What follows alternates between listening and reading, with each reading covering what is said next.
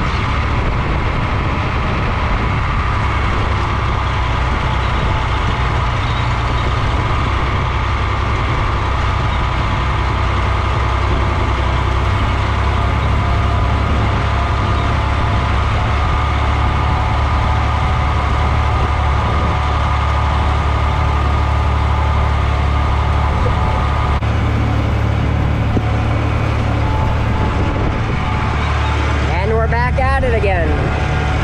The auger seems to be working good. We filled up pretty fast compared to what it was doing.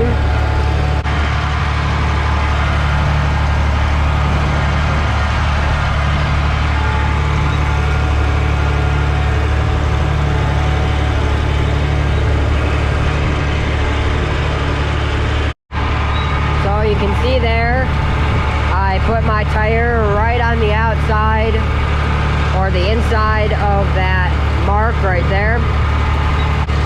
And as long as I'm doing that, the spacing between that row and the far end row that I'm just planting now will be exactly 30 inches, which is the same as all our other spacings. If we didn't have this marker, one, it'd be a lot harder to know where it is. We would have to go by that end row over there and just kind of figure out where we are supposed to be. And that can make things harder when you're combining or spraying too, I guess, because you want to try and follow the rows as good as you can. And then when I turn around, the marker will actually be on the other tire. And you just do the same thing pretty much. So if I give you a quick tour of how everything works, we are in 5th gear. We're about half throttle up. This switch right here is for the liquid fertilizer. This lever right here is for your markers. Push it forward to put them down, pull it back to lift them up. And then this lever right here lifts and lowers the planter. So when I come to a stop here, I'll show you.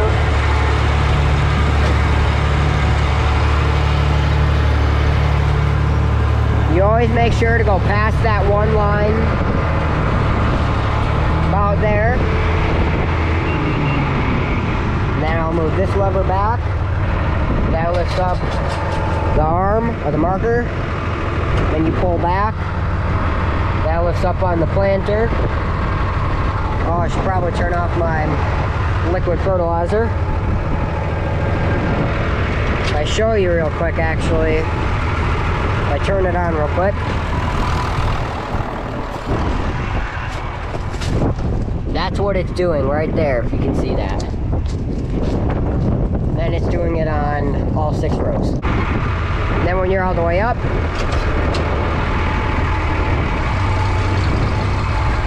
you gotta try and make a tight turn But you also got to watch your tire back here so it doesn't hit that. And in order to turn correctly, you do have to get pretty close.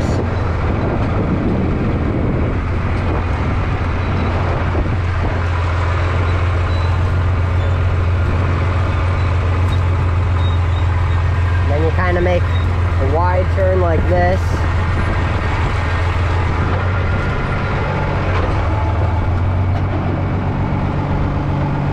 So the rows that are planting aren't the first 4, it's the 6 back ones. So you always want to start a couple feet back. That way it gives time for the seeds to get down in the ground. Put the marker down, lift it down, or lower it down. Turn on your pump for the liquid, throttle up a little bit, and go. You watch your monitor to make sure all those lines are up. If they're not, that means you're not planting.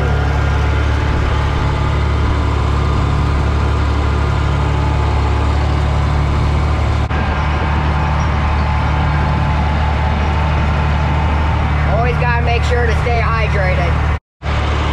It is 88 degrees right now, so a little cooler than yesterday, and as you can tell, it is pretty windy too.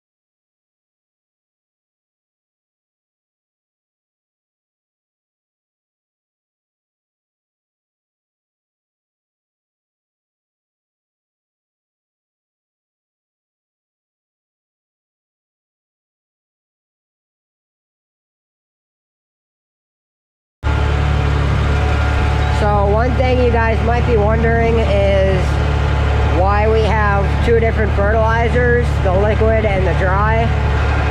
So the liquid goes right on top of basically the seed, and that basically just helps it to germinate. And then you guys saw those disc blades that we replaced. They open up a little trench for the dry fertilizer, and the dry fertilizer will go down into the ground a couple inches. That way, once the plant starts to grow and the roots start to go down in the ground, it'll give the plant an extra boost.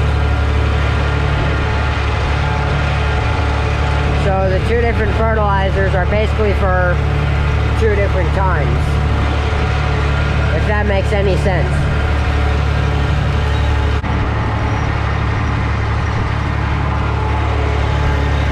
So yeah, you guys saw when I showed you the liquid fertilizer coming out, it just basically sprinkles it right on top. Nothing fancy to it. Then you see right down there's a little pump, and that just pumps it through some really small tubes, and that kind of evens it out.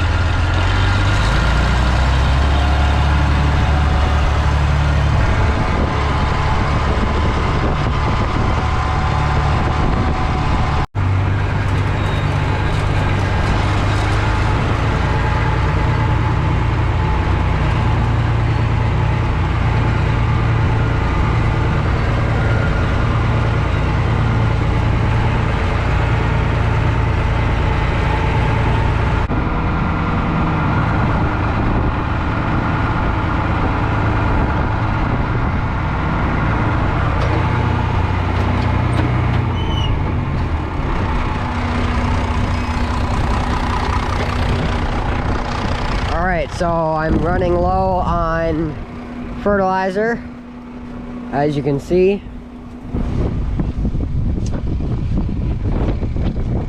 So I'm gonna get this auger over here a little more, and then I'm gonna wait for help. So while I'm waiting here, I thought I'd kind of show you guys how this planter works. So I'm gonna show you on the front rows because one, they're the same as the back, and two, they're easier to show you. So first, on all the back ones, you have these two rolling things right here. These are called the row cleaners, and these basically just move out any debris or stubble out of the way. That way it doesn't hurt anything. This is really important for when you're planting in corn stalks, because that stuff is really thick and hard to cut through. So then you have this little flap disc here, or whatever you want to call it, and this will go down a couple inches, I think, and that will pretty much just make a little line through the ground. That way these blades right here can go in between them, and then that will open up a trench for the seed to go down. And if you look right here, that is where the seed falls through. And these big wheels right here, I can't remember what they're called, but these will rise up a little bit when you put it all the way down. You can see how they lift up, and that basically sets the depth for how deep the seed will go into the ground. So wherever this stops at and how much of this blade is sticking out is about how deep the seed should go. And then once you have your trench open back there, the seed will fall in. And then you guys saw we replaced these closing wheels, and these do exactly like they sound in their name, and they close the trench. So they basically just push the dirt for the trench back into the trench, and then covers the seed. So back here when we're planting corn, you can see the fertilizer blades work pretty much the same as the seed. And the front, they are close together. In the back, they are open.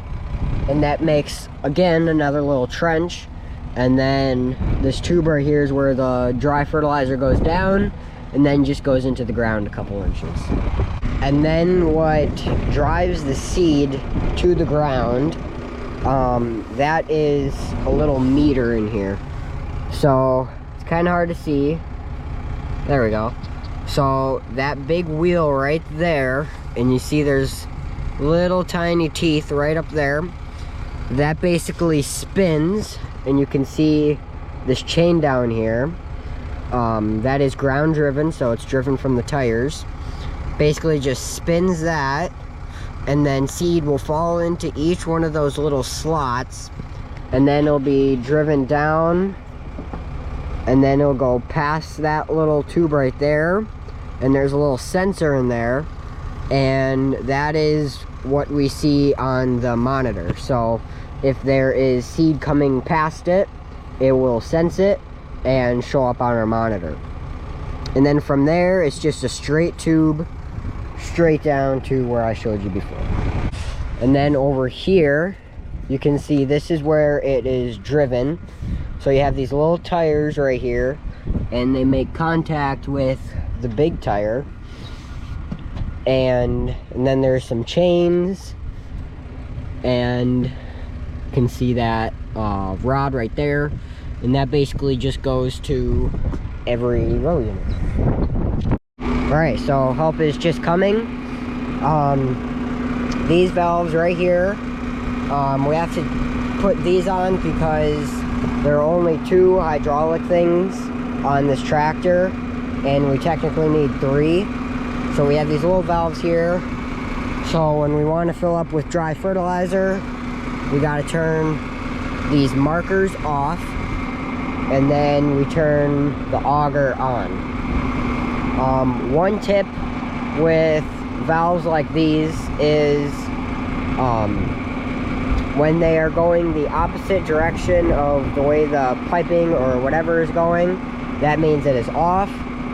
And if it is going the same way as the pipe, that means it is on. So that basically just shows that's the direction of the flow. I learned that a while ago, and it really helped trying to figure out which way is which.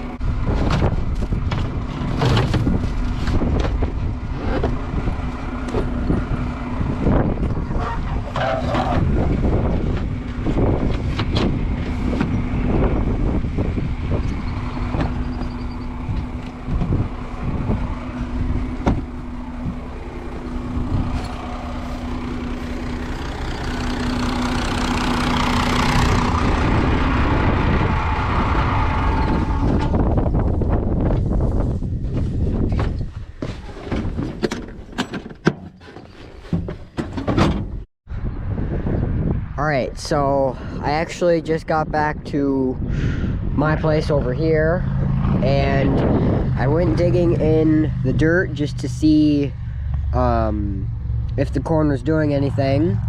I wasn't really expecting it to do anything, but if you look at this right here that I just found, it is sprouting. So clearly they have all germinated and are now starting to grow roots, and probably going to be popping out of the ground within a couple weeks. So that's great news. We are possibly getting some more rain tonight, so that'll really help this stuff start growing. So yeah, I just thought I'd show you guys that. Alright guys, so we actually decided to stop for the day. We didn't fill up anymore. So that's going to be the end of this video, guys. I hope I answered some questions about the planter and some things like that. Otherwise, I hope you enjoyed. Thanks for watching, and see you in the next one.